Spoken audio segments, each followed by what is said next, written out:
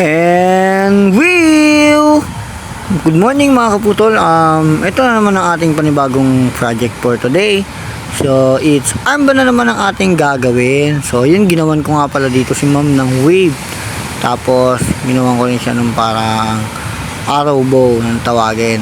So ewan ko ba kung bakit lahat ng customer paborito ang armband. So ito naman kasing design na to is sa isip ko lang din siya. Wala rin akong pinagkopyahan ito. Hindi ko alam kung bakit gustong-gusto nila ng armband, pero gustong-gusto ko rin talaga ng armband.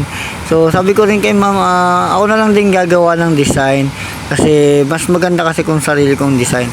So yan nga, nilagyan ko rin siya ng shadow. At yan, tuwan-tuwa si ma'am. Sabi niya, kuya, ang galing mo pala maghena. Sabi ko, hindi naman po ma'am, kasi lagi-lagi lang po may ginagawa rito.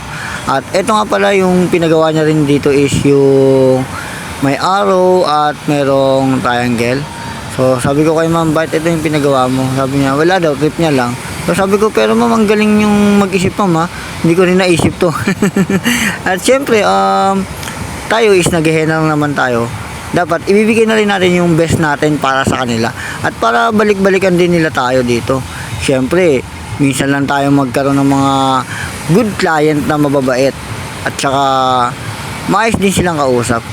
Maayos din tayong kausap para sa kanila. Syempre, dapat lagi nating gagandahan yung mga gawa natin. At ito na pala ang finished product natin.